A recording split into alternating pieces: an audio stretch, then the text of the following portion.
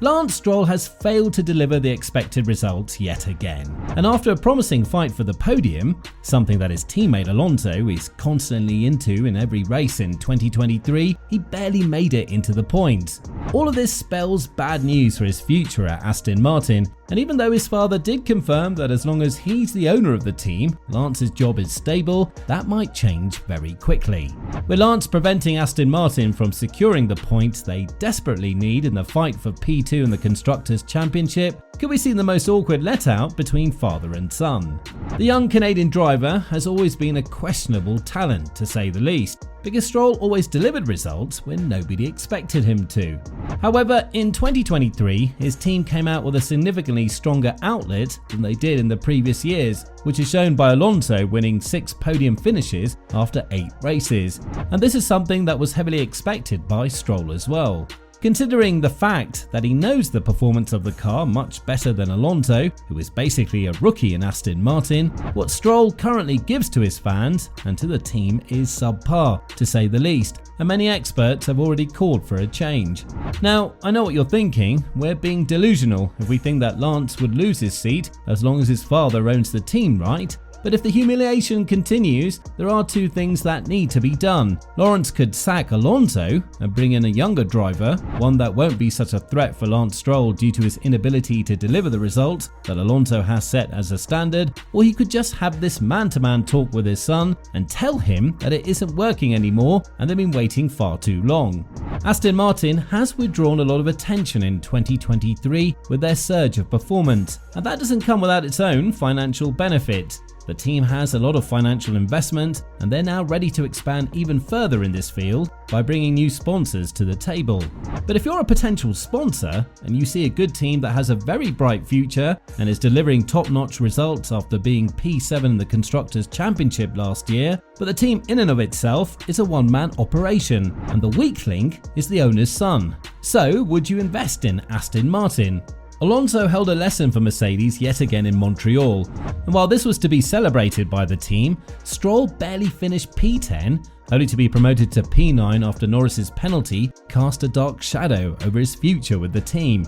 Again, this is basically something that might not happen due to the close relationship between him and his father, and that can be seen by the arrogance that Stroll puts out on the radio every time he talks to his racing engineer. But ultimately, it's the team that's losing out on a lot, and not Lance himself. David Kennedy, the former F1 racer and Le Mans winner, has spoken extensively about this matter, adding that the recent surge of performance from Alonso could only mean one thing for Lance: either you step up or you face the consequences of being deep in your comfort zone and not caring about anything that's going on around you. Nobody's expecting him to outperform a 2-time world champion, even though Ocon was able to do that in Alpine because he was the preferred driver. But being close behind Alonso whenever he's having these fierce fights with Mercedes would be more than enough. With the current setup of drivers and the development path as it is, Stroll's preferred finishing spot should be no lower than P6, considering that Aston Martin is one of the top 3 teams on the grid. But this is rarely where he finished in the majority of the races this season, with his best finish being P4 in Australia, right behind his teammate Alonso. But, for example, the gap in Miami was P3 to P12, and the qualifying was mostly in Alonso's favour, with a 2-time world champion being outperformed in Barcelona only when he struggled with floor damage. This is why David believes that a change is coming to Aston Martin, and he's not the only one that's tipped the Silverstone base squad to think in another direction, as he went on to say, "This season they got the car for it, to win a race. Alonso just knows all the tricks. I think when he puts it on pole and wins a race, then they have the calling card to go down the pit lane or up the pit lane to get who they want to join him. He's got a tremendous contribution to the team in which they are. If it could be a regular winner, they will need someone to make that difference like Max did in Monaco. He's probably the right man at the right time for the team owner, and for his teammate to be able to bring so much to the table. He's older and wiser now, been through the mill with many machinations with F1 teams and managers." Obviously, we've heard Alonso numerous times praise the move of Stroll in Miami, for example, how he shared some braking advice with his teammate in Baku, or constantly said that he's the champion in the making, and that as a two-time world champion, he's delighted to share all of his knowledge with his younger teammate. Of course, knowing Alonso as a driver, this is all part of his old Fox games, and when Aston Martin produces a car that would be able to fight for the championship, then rest assured there won't be so much mercy from his side. What Alonso is doing right now is pure PR, and his move of not attacking Stroll in Barcelona, while he clearly had the better car, just goes to show that he respects the hierarchy that is currently present in the Silverstone-based team. As long as they're bringing home good points, there's nothing to be fighting about, but as soon as Aston is ready to fight for the championship, then expect nothing less than a fierce Nando that would stop or kneel to nobody. Just remember 2007 and the battles that he and his then teammate Hamilton had in McLaren. Lance is definitely not the type of driver to have nearly the same mentality as Alonso, and it's obvious that he's missing out on a lot by not being able to fight for the top 6 spots regularly in the season.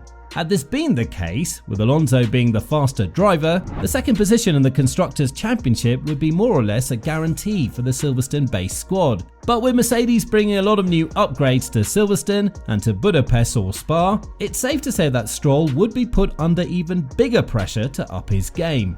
Whenever this happened, he didn't manage to deliver the results that everyone expected out of him. So for that matter, Ralf Schumacher definitely believes there's a lot of place to be working on that second seat in Aston Martin, as Stroll is kind of doing everything he can to be hated and kicked out on purpose. When talking about this matter, the former F1 driver said, "I believe a strong candidate for Charles Leclerc is also Aston Martin, as they also need to look around.